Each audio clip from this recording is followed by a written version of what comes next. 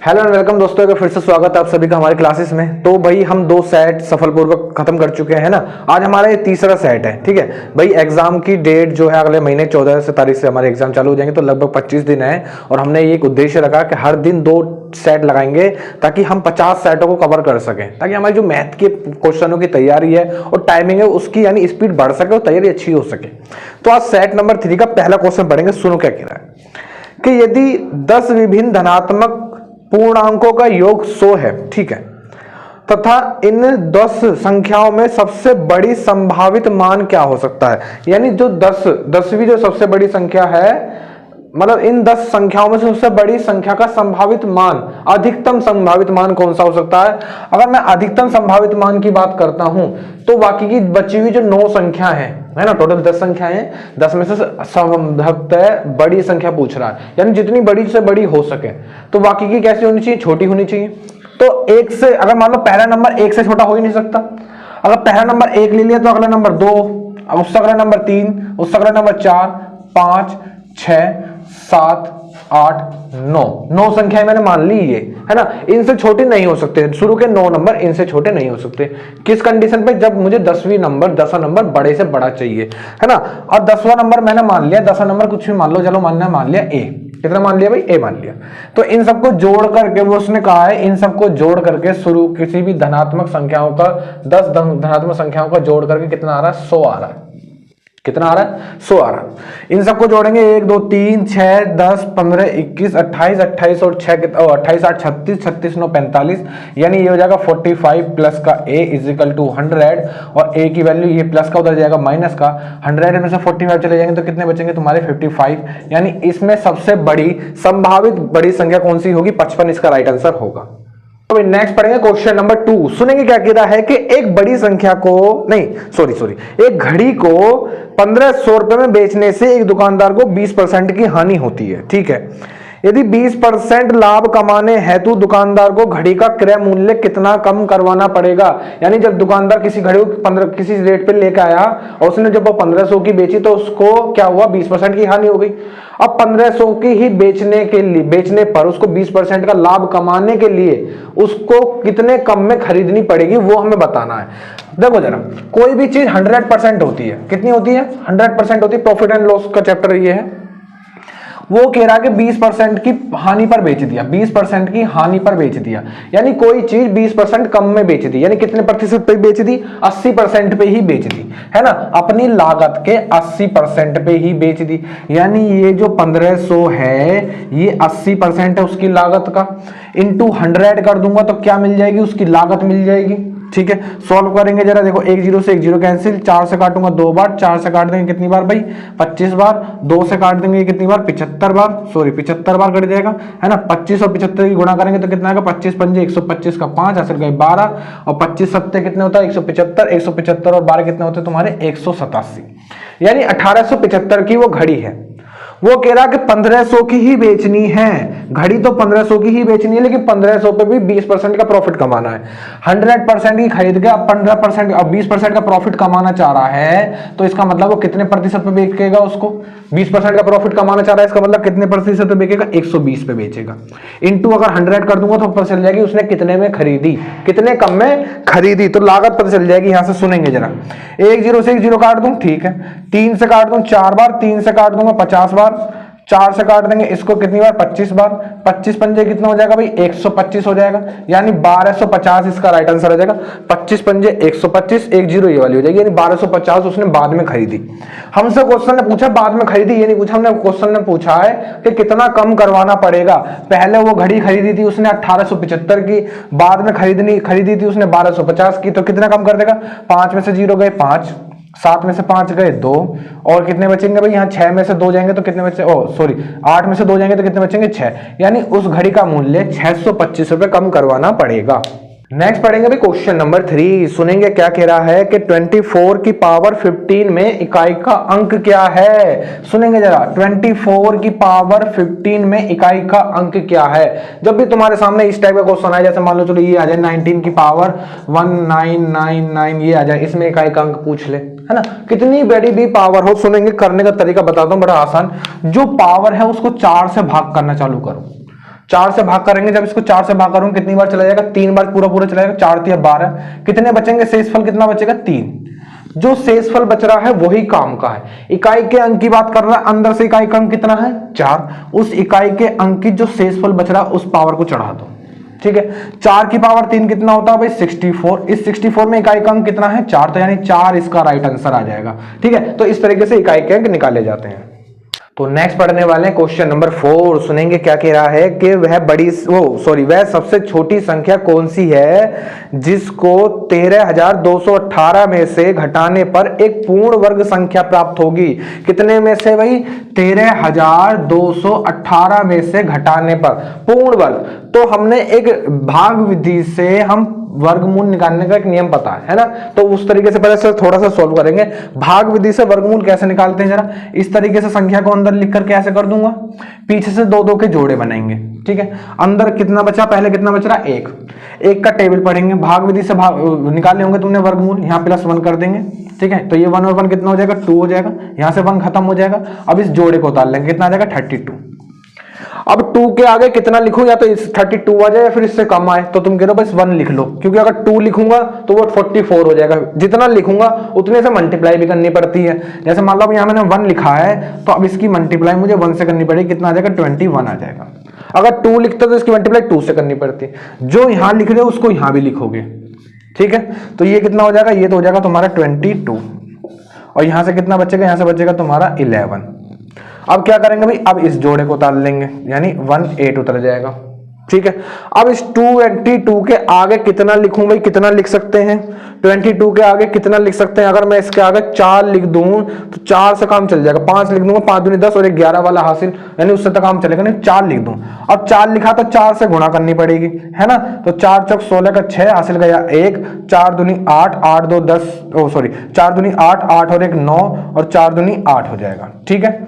यहां से यहाँ 4 लिखा तो यहाँ भी 4 लिखना पड़ेगा। अब कितना रिमाइंडर बच रहा है तुम्हारे पास, कितना रिमाइंडर बच रहा है, यहाँ देखेंगे तो 2, 11 में से 9 जाएंगे तो 2 बचेंगे, और यहाँ पे बचेगा हमारा 10 में से 8 जाएंगे तब भी 2 बचेंगे। अब आगे कुछ बचा हुआ नहीं है, ठीक है। तो ये जो बचा हुआ है रिमाइंडर, यही हमें इसमें से घटाना पड़ेगा वर्गमूल बनाने के लिए, ठीक है। इस संख्या को पूर्ण वर्ग बनाने के लिए इसमें से हमें क्या घटाना पड़ेगा, 222 घटाना पड़ेगा। जो रिमाइंडर आता है उसी को घटा देंगे, तो 222 इसका राइट आंसर हो जाएगा। नेक्स्ट पढ़ेंगे भी क्वेश्चन नंबर 5, सुनो कि एक मोबाइल फोन को 5,060 रुपए में बेचने से 10% का लाभ होता है। यदि मोबाइल फोन को 4370 में बेच दिया जाए तो कितने प्रतिशत का लाभ या अथवा हानि होगी। सुनो जरा, जब उसको 5,060 रुपए में बेचा गया तब वो कह रहा 10% का लाभ होता है, यानी प्रॉफिट होता है ना। अब मुझे बात बताओ कि भाई किसी की भी लागत शुरुआत में 100% रहती है, कितनी रहती है 100% रहती है ना, 100% रहती है।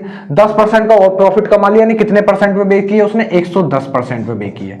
यानी ये जो 5,060 रुपए हैं ये 110 के बराबर है, इंटू 100 करके क्या कर लूंगा, उसकी लागत निकाल लूंगा जितने में वो चीज खरीदते हैं, ठीक है। सॉल्व करेंगे, 0 से 0 कैंसिल हो जाएगा, 11 से काटेंगे, 11 चौक 44, यहाँ से बचेंगे 6, 11 6 66, और इन दोनों की गुणा हो जाएगी 46 की 100 में गुणा करूंगा तो कितना जाएगा 4600, ठीक है। यानी उस घड़ी का जो रेट है, उस फोन का जो रेट है वो है तुम्हारा 4600 रुपए। आगे हमसे क्वेश्चन में कह रहा है यदि उसको वो 4,370 रुपए में बेच दे, इस फोन को 4,370 में अगर बेचेगा तो उसको प्रॉफिट होगा लॉस होगा, लॉस होगा। कितने का लॉस होगा पता लगाते हैं, 0 में से 0 गया 0, 0 में से 7 नहीं जा सकते तो कितने बचेंगे, 10 में से 7 जाएंगे 3, 5 में से 3 जाएंगे तो कितने बचेंगे 2, 230 रुपए का उसको लॉस हो रहा है। अब इसको तुम क्या भाई परसेंटेज में चेंज नहीं कर सकते, बिल्कुल कर सकते हो भाई। 230 के लॉस को तुम परसेंटेज में चेंज करोगे, किससे भाग करोगे, उसकी लागत से भाग कर देंगे, इंटू 100%, है ना, इंटू 100%। 1 0 से 1 0 कैंसिल हो जाएगी, 23 से काटूंगा ये 20 बार कट जाएगा, 20 से काटेंगे इसे कितनी बार कट जाएगा, ये 5 बार कट जाएगा, यानी उसको 5% की हानि होगी इस पूरे सौदे में। नेक्स्ट पढ़ते हैं क्वेश्चन नंबर 6, देखो क्या कह रहा है कि एक टैक्सी 90 किलोमीटर प्रति घंटे की रफ्तार से निश्चित दूरी या निश्चित यात्रा 35 मिनट में पूरी करती है, उसी दूरी को 21 मिनट में तय करने के लिए उसे अपनी गति में कितनी वृद्धि करनी होगी। सुनेंगे जरा, सबसे पहले वो दूरी निकाल लेंगे। हमें क्या दे रखी है, हमें स्पीड दे रखी है। स्पीड कितनी दे रखी है, 90 किलोमीटर पर आवर, और वो किसी दूरी को कितने मिनट में चेंज और तय कर लेती है, 35 मिनट में तय कर लेती है। ठीक है, तुम क्या मुझे इसमें डिस्टेंस निकाल के बता सकते हो? डिस्टेंस का फॉर्मूला क्या होता है, speed into time. Speed into time. Speed कितनी है भाई, 90 किलोमीटर। इस 90 किलोमीटर पर आवर को, या तो इसको 90 किलोमीटर पर आवर में रहने दो, ठीक है, क्योंकि आगे आंसर हमसे 90 किलोमीटर पर आवर में ही पूछा है। तो इंटू टाइम, टाइम कितना भाई 35 मिनट। इस मिनट को घंटे में चेंज कर लेंगे। ठीक है, ये क्या आ गई, ये दूरी आ गई। ये क्या आ गई, दूरी आ गई। हमसे आगे कह रहा है इसी दूरी को 21 मिनट में तय करने के लिए, अब की बार टाइम कितना दे रखा, 21 मिनट। 21 मिनट, अभी इसे ज्यादा सोल्व मत करो, इतना ही रहने दो। तब उसको अपनी चाल कितनी बढ़ानी पड़ेगी। तो स्पीड का फॉर्मूला क्या होता है भाई, स्पीड का फॉर्मूला क्या होता है भाई, तुम्हें पता है, डिस्टेंस अपॉन में टाइम। डिस्टेंस तुम्हारे पास है, टाइम तुम्हारे पास है। टाइम कितना, 21 से भाग कर देंगे। ये मिनट है, भाग कर दूंगा 60 से, तो क्या हो जाएगा, घंटे में चेंज हो जाएगा। इसे सॉल्व कर लेंगे, यहां से निकल जाएगी उसकी स्पीड। सुनेंगे जरा, इस तरीके से मल्टीप्लाई होती है, अंदर की अंदर, बाहर की बाहर, यानी कि ये हो जाएगा 90 मल्टीप्लाई 35 और इंटू ये 60 ऊपर पहुंच जाएगा। नीचे क्या आएगा, 60 इंटू 21, 60 इंटू 21 आ जाएगा। 60 से 60 काट देंगे, ठीक है। 7 से काटूंगा 3 बार, 7 से काट दूंगा 5 बार, 3 से काट देंगे कितनी बार, 30 बार, यानी 5 से कितना हो जाएगा, 150। अब उसकी स्पीड कितनी हो जाएगी, 150 किलोमीटर पर आवर। ठीक है, लेकिन क्वेश्चन में हमसे पूछा उसे अपनी कितनी स्पीड वृद्धि करनी पड़ेगी। पहले कितनी थी, 90, अब कितनी हो गई, 150। कितने बढ़ा दिए भाई, तुम कह रहे हो 60 किलोमीटर बढ़ा दिए। 60 किलोमीटर पर आवर उसको अपनी स्पीड बढ़ानी पड़ेगी। तो 60 किलोमीटर पर आवर इसका राइट आंसर हो जाएगा।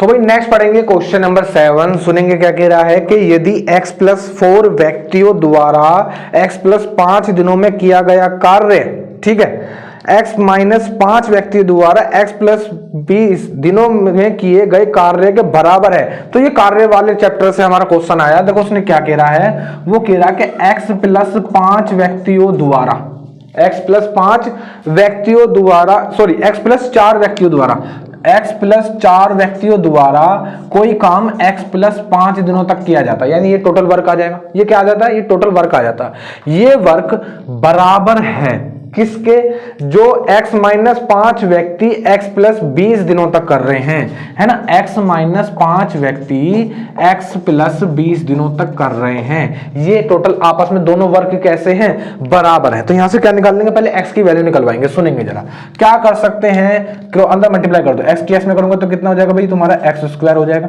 ठीक है। इसकी इसमें करूंगा तो कितना हो जाएगा, 5x हो जाएगा। इसकी इसमें करूंगा तो क्या हो जाएगा, 4x हो जाएगा। और 4 की 5 पे करेंगे तो कितना आ जाएगा, 20। ऐसे इधर करेंगे, x की x में करूंगा तो x²। अब इस x की इसमें करूंगा तो ये कितना हो जाएगा, प्लस का 20x, माइनस की 5 की करेंगे, माइनस का 5x और माइनस का 100। यहां तक बताओ कोई दिक्कत। अभी सिर्फ मल्टीप्लाई तो करिए अंदर ब्रैकेटों में। अब सुनो जरा, एक चीज तुम देख पा रहे हो, x² से x² कैंसिल, ये 5x, 5 और 4 9, ठीक है। और यहां से कितने बच रहे हैं हमारे भाई, 15, यानी यहां बच रहे हैं 15x। ये प्लस के उधर जाएंगे तो माइनस के 9x हो जाएगा। ये माइनस के इधर आएंगे तो प्लस के हो जाएंगे, ये हो जाएगा 100। और पहले से यहाँ पे क्या बचा हुआ, 20। ये आपस में कैसे हो जाएंगे, बराबर। 120 बराबर 15 में से 9 चले जाएंगे तो कितने बचेंगे, 6x, यानी x की वैल्यू निकल जाएगी तुम्हारी कितनी भाई, 20। x की वैल्यू कितनी निकल जाएगी, 20 निकल जाएगी। आगे क्वेश्चन में हमसे कह रहा है तो कितने व्यक्तियों द्वारा x - 10 दिनों में इस कार्य को किया जाएगा। कितने व्यक्तियों द्वारा, कितने व्यक्ति x - 10 दिन में इस काम को कर देंगे। टोटल काम, चाहे इसको ले लो चाहे इसको ले लो, ये वर्क ही है। ये क्या है, ये वर्क ही है। तो कोई सी को भी ले लो, चलो इसको ले लेते हैं। कितना है, x + 4 और दूसरे ब्रैकेट में x + 5, ठीक है। x की वैल्यू कितनी है, 20, x की वैल्यू 20 रख देंगे, बस आंसर निकल जाएगा। सुनेंगे जरा, x की वैल्यू अगर यहाँ पे 20 रखूंगा तो 20 में से 10 चले जाएंगे, कितने बचेंगे, 10। बराबर यहाँ पे 10 रखेंगे, 10 4 20 रखेंगे तो 20 और 4 कितने होते हैं 24 इंटू 20 से 5 कितने होते हैं 25 हो जाएगा, बिल्कुल हो जाएगा। ब्रैकेट हटा दो इसको, देखो मल्टीप्लाई लगा लेते हैं। 5 से काटूंगा 5 बार कट जाएगा, 5 से काटूंगा 2 बार कट जाएगा, 2 से काटेंगे कितने कट जाएगा 12 बार कट जाएगा, यानी m की वैल्यू हो जाएगी 12 पंजे कितना हो जाएगा 60। यानी कितने व्यक्ति चाहिए होंगे भाई 60 व्यक्ति चाहिए होंगे। तो भाई नेक्स्ट पढ़ेंगे क्वेश्चन नंबर 8। क्वेश्चन नंबर 8 सामने लिख दिया और वो कह रहा है कि इसका हमको वर्गमूल बताना है। सुनेंगे जरा, वर्गमूल निकालने के लिए थोड़ा सा मतलब इसको आसान करने के लिए तुमको एक चीज बताता हूं। इस पूरे को तुम a मान लो, क्या मान लोगे भाई a मान लो, थोड़ी देर के लिए a मान लो, इसको b मान लो पूरे के लिए। ये और ये सेम है तो इसको भी a मान लो और इसको भी थोड़ी देर के लिए b मान लो, ठीक है। यानी ये लिखा हुआ तुम्हारे पास a की पावर 4 माइनस b की पावर 4 और नीचे लिखा हुआ है a square minus b square लिखा हुआ है ना, ऐसे तो लिखा हुआ है भाई। मैंने माइनस कर दिया और इसको a मान के a square minus b square कर दिया, कोई दिक्कत थोड़ी है। यानी ऊपर वाले को ऐसे और कर सकता हूँ, थोड़ा सा और देखो, थोड़ा सा और इसको ऐसे लिख सकता हूँ, स्क्वायर का स्क्वायर कर सकता हूँ और इसको भी स्क्वायर का स्क्वायर कर दूंगा, 2 दूनी 4 हो जाएगा 5 से पावर। यहाँ भी पावर कैसे हो जाएंगे 2 दूनी 4 हो जाएंगे, यानी इस पावर में गुणा हो जाएगी। यानी ये a की पावर 4 ही लिखा हुआ है, ये b की पावर 4 ही लिखा हुआ है। ऐसा क्यों कर रहा हूँ सुनेंगे जरा, ऐसा क्यों करा। ये अब तुमको फॉर्मूला दिखाई दे रहा है a square minus b square का, ए स्क्वायर माइनस बी स्क्वायर का फॉर्मूला दिखाई दे रहा है। ए स्क्वायर माइनस बी स्क्वायर का फॉर्मूला क्या होता है ए प्लस बी और दूसरे ब्रैकेट में ए माइनस बी, ये फॉर्मूला होता है। अब ए की वैल्यू है यहाँ पे ए स्क्वायर है तो ए स्क्वायर रख दिया, प्लस बी की वैल्यू बी स्क्वायर है तो बी स्क्वायर रख दिया। नीचे ऐसी का ऐसी रहने देंगे ए स्क्वायर माइनस बी स्क्वायर, इससे ये पूरा पूरा कैंसिल आउट हो जाएगा। क्या बचा तुम्हारे पास, तुम्हारे पास बच रहा है ए स्क्वायर प्लस बी स्क्वायर। इसका वर्गमूल निकालना है हमको, ठीक है। इसका क्या बताना, इसका वर्गमूल बताना है। अब इसमें देखो अंडर रूट ऑफ ए की वैल्यू है क्या तुम्हारे पास, ये 3 सही 1/3, इसको क्या लिख सकते हैं 4 या 12 और 1 13/4 का स्क्वायर प्लस आगे क्या बी स्क्वायर, बी की वैल्यू क्या है 4 सही 1/3 तो क्या हो जाएगा 3 चौके 12 और 1 13, यानी इसको भी लिख सकते हो 13/3 का होल स्क्वायर कर देंगे। बिल्कुल इसको सॉल्व करवाएंगे जरा। अब सुनो जरा, ऊपर से अंडर रूट तो ऐसी का ऐसी रहने दो, पहले ऊपर बच रहा हमारा 169, ठीक है, नीचे आ जाएगा 16 और प्लस 169 और नीचे आ जाएगा तुम्हारा 9, 3 का स्क्वायर 9 हो जाएगा, 13 का स्क्वायर 169 होता है। इसको आगे सॉल्व करूंगे जरा।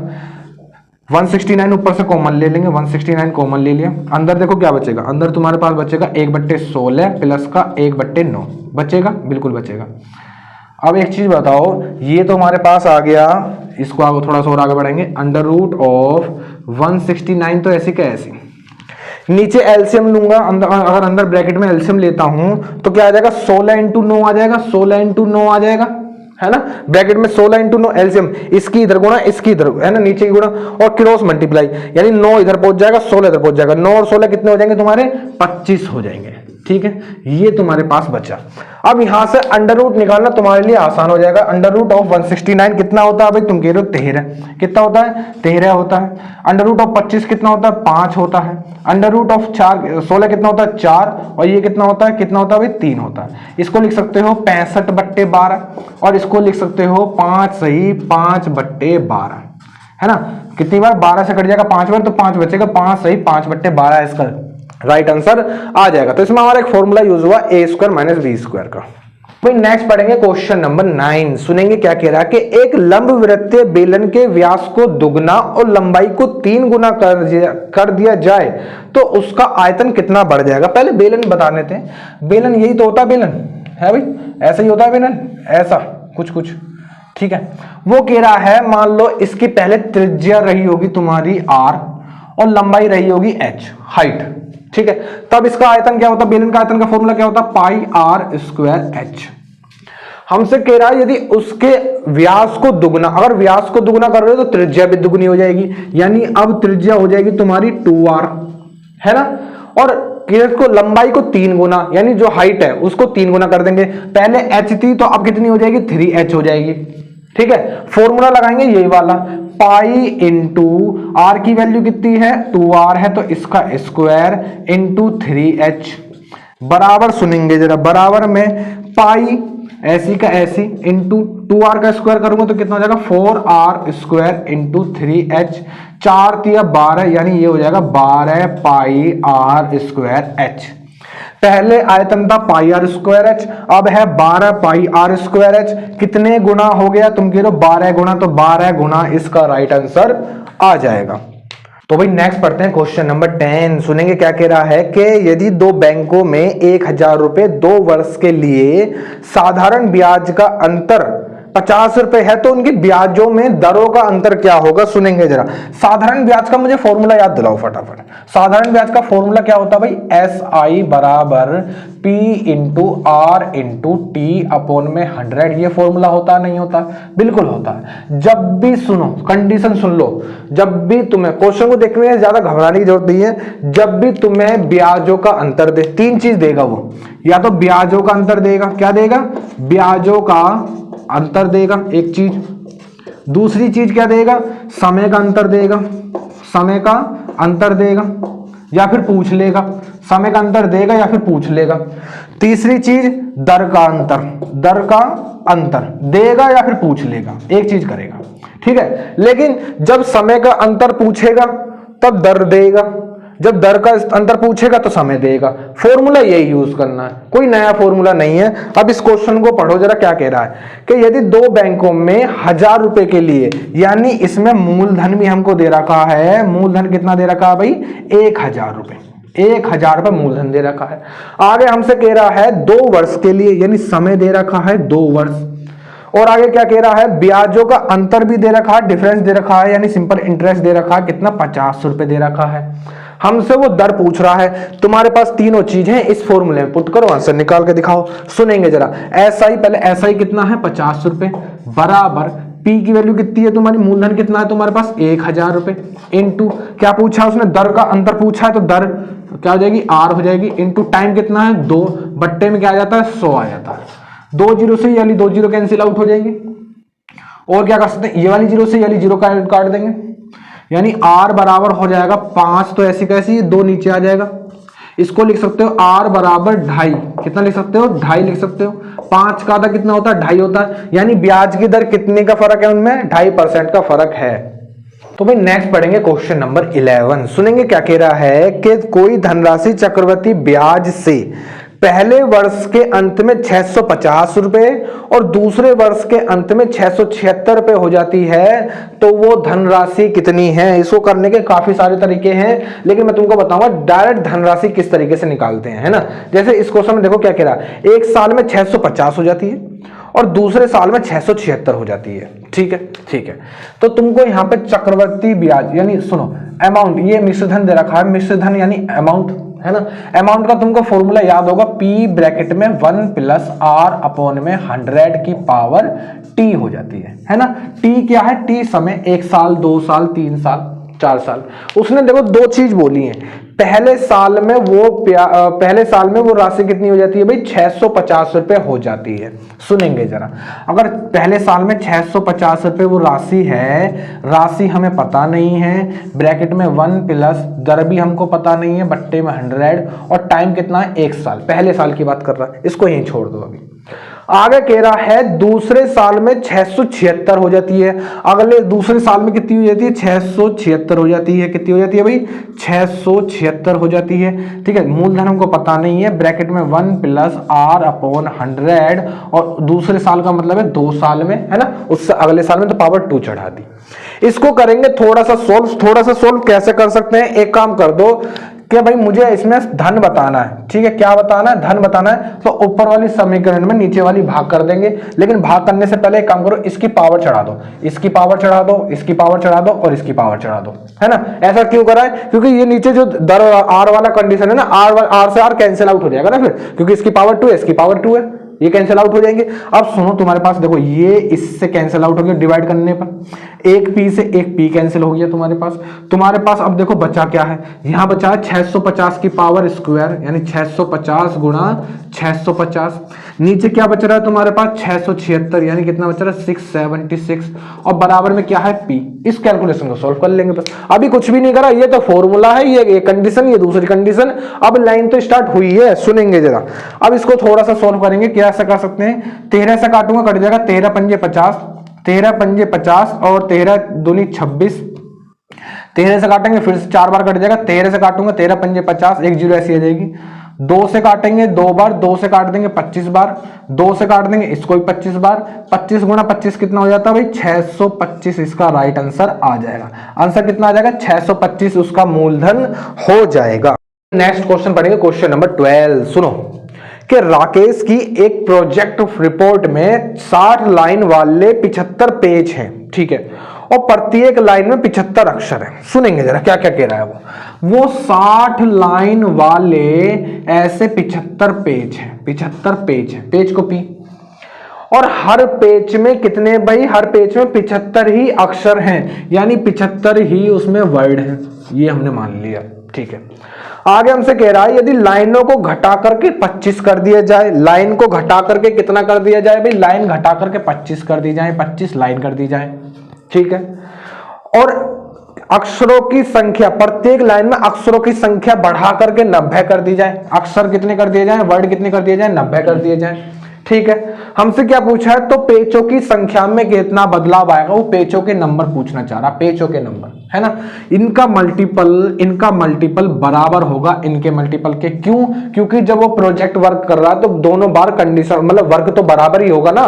मान लो कोई वो ऐसे लिख रहा है अगर, तो ऐसे यहाँ भी उतना ही लिखेगा, वहां भी उतना ही लिखेगा, बस क्या हुआ कहीं पे लाइन बढ़ा दी है, अक्षर एक लाइन में अक्षर बढ़ा दिए हैं, कहीं पे पेज बढ़ा दिए हैं, है ना, तो काम तो दोनों का बराबर आ गया, ये काम वाला है ना, ये भी काम वो भी काम, दोनों काम आपस में कैसे होंगे, बराबर होंगे। यहां से हमें क्या निकालनी है, पेजों की संख्या निकालनी है। सुनेंगे जरा क्या कर सकते हैं भाई, 30 से काट दूंगा 2 बार कट जाएगा, 30 से काट दूंगा 3 बार कट जाएगा, 25 से कट जाएगा 3 बार, और इस 3 से ये 3 कैंसिल आउट हो जाएगा, 2 की गुणा 75 में हो जाएगी तो कितना आ जाएगा 150 आ जाएगा, और उधर क्या बच रहा है तुम्हारे पास पी, यानी पेजों की संख्या अब कितनी हो जाएगी 150 हो जाएगी। मात्र एक लाइन का क्वेश्चन है। एक मिनट, क्वेश्चन ने हमसे भाई क्या पेजों की संख्या नहीं पूछी, उसने पूछा प्रतिशत बदलाव, बदलाव मतलब कितनी वृद्धि हुई है। पहले पेजों की संख्या कितनी है भाई 75 है, अब पेजों की संख्या कितनी हो गई है 150 हो गई है, कितने की बढ़ोतरी हो गई है, पहले 75 अब 150, कितने की बढ़ोतरी हो गई 75 की बढ़ोतरी हो गई। हमें सब पूछा वो कितने प्रतिशत का बदलाव हुआ, यानी वृद्धि हुई है या फिर कमी हुई है, तो क्या करेंगे 75 से भाग करेंगे, क्योंकि 75 से कंपैरिजन कर रहे हैं, कंपैरिजन हमेशा पिछले वाले से करी जाती है, इनटू कर देंगे 100%, ठीक है, तो 75 से 75 कैंसिल हो जाएगा, यानी 100% की उसमें वृद्धि हुई है, 100% क्या आ जाएगा, इसका राइट आंसर आ जाएगा। तो नेक्स्ट पढ़ेंगे भाई क्वेश्चन नंबर 13। सुनो जरा कि यदि दो संख्याओं का में से और ले से क्रम से 15 और 300 है, यदि पहली संख्या दूसरी संख्या से 15 कम है तो दूसरी संख्या हमको बतानी है। सुनो जरा, में से ले से में एक कंडीशन, एक फॉर्मूला होता है, क्या होता है कि में से, क्या भाई, में से इंटू ले से, में से इंटू ले से ये बराबर होता है पहली संख्या इंटू दूसरी संख्या, यानी दोनों का गुणनफल आपस में बराबर होता है। में से और ले से का गुणनफल पहली संख्या और दूसरी संख्या के गुणनफल के बराबर होता है, ठीक है। उसमें हमको में से की वैल्यू दे रखी है 15, कितनी दे रखी है 15 दे रखी है, इंटू ले से की वैल्यू दे रखी है 300, ठीक है। और एक कंडीशन कह रहा है कि पहली संख्या दूसरी से 15 कम है। अगर मान लो दूसरी संख्या x है तो पहली कितनी हो जाएगी भाई, x में से 15 कम हो जाएगी। यहां तक बताओ कोई दिक्कत? इन दोनों का मल्टीपल आपस में कैसे हो जाएंगे, बराबर हो जाएंगे। इसको तो तुम कर सकते हो 15 3 या 45, यानी ये हो जाएगा 4500 बराबर में x माइनस के 15। अगर यहां से अब ऐसे डायरेक्ट सोल्व करने जाओगे तो इसको तुम एक द्विघात समीकरण यानी क्वाड्रेटिक इक्वेशन बना बैठोगे और क्वेश्चन हो जाएगा लंबा। इससे आगे डायरेक्ट सॉल्व करने का एक तरीका बताता हूं। डायरेक्ट नजर मारोगे तुम ऑप्शनों पे, जैसे पहला ऑप्शन पे नजर मारते हो, पहला ऑप्शन दे रखा 50। अगर इसकी वैल्यू 50 है तो 50 में से 15 जाएंगे, दूसरे की वैल्यू क्या आ जाएगी 35 आ जाएगी, है ना। अगर इसकी वैल्यू 50 है तो दूसरे की वैल्यू कितनी आ जाएगी 35 आ जाएगी। क्या 35 और 50 का मल्टीपल 4500 होगा? तुम कह रहे हो नहीं, दूसरा ऑप्शन उठाओ, ये पहला ऑप्शन तो नहीं हुआ, अब दूसरा ऑप्शन उठाएंगे, ठीक है। दूसरा ऑप्शन क्या कह रहा है 75, दूसरा ऑप्शन क्या कह रहा है 75। अगर मान लो ये 75 है, ये 75 है तो ये कितनी हो जाएगी, ये 60 हो जाएगी। 75 और 60 की मल्टीप्लाई करूंगा आपस में तो कितना होगा, 75 दूनी 150, 150 थी या 450, ये कितना हो जाएगा 450 और एक जीरो ये लिया जाएगा, यानी 4500 आ जाएगा। 4500 ही बराबर करने थे, यानी 75 इसका क्या हो जाएगा भाई, राइट आंसर हो जाएगा।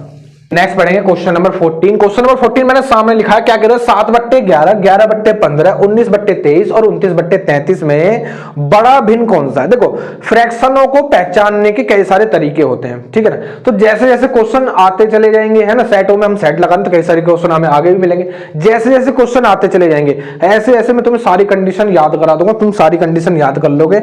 सबसे पहले अब ये क्वेश्चन है तो इसकी कंडीशन तुम देखो जरा। इन दोनों के बीच में कितने का डिफरेंस है, तुम कह रहे हो 4 का। इन दोनों के बीच में कितने का डिफरेंस है, तुम कह रहे हो 4 का। इन दोनों के बीच में कितने का डिफरेंस है, तुम कह रहे हो 4 का। इन दोनों के बीच में कितने का डिफरेंस है, 4 का।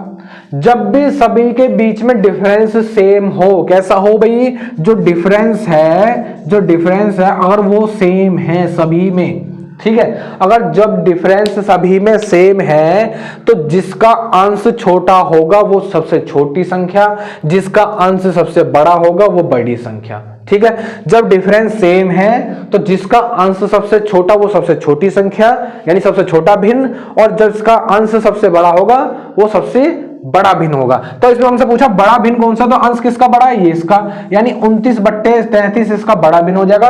तो 29/33 इसका राइट आंसर आएगा।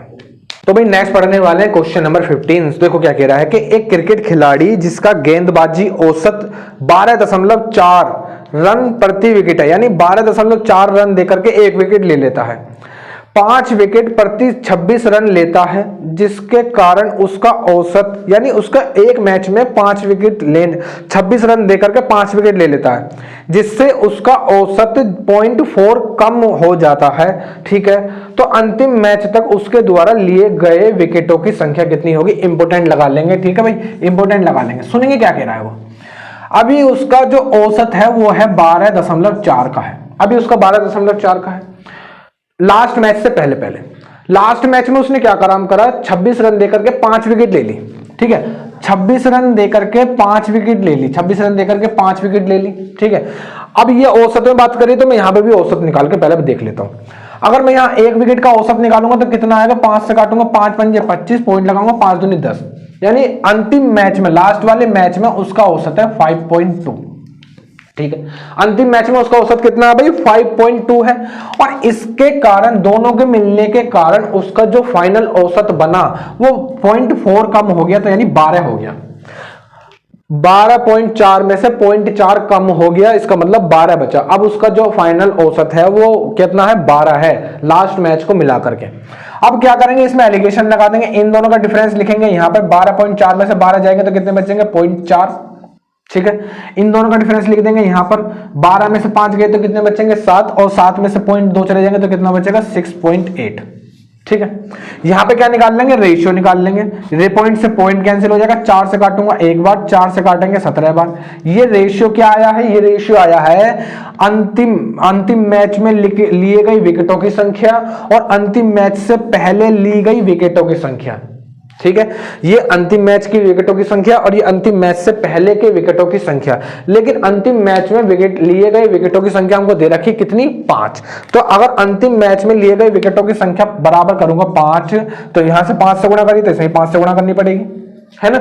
यानी ये कितनी हो जाएगी, 17 पंजे 85 विकेट पहले ली हुई हैं और लास्ट वाले मैच में कितने लिए हैं, 5 विकेट लिए हैं। क्वेश्चन ने हमसे पूछा अंतिम मैच मिलाकर के कितनी विकेट हो जाएंगी, तो दोनों को मिलाकर के कितनी विकेट हो जाएंगी, उसकी 90 विकेट हो जाएंगी टोटल, ठीक है। टोटल उसकी विकेट कितनी हो जाएंगी, 90 विकेट हो जाएंगी।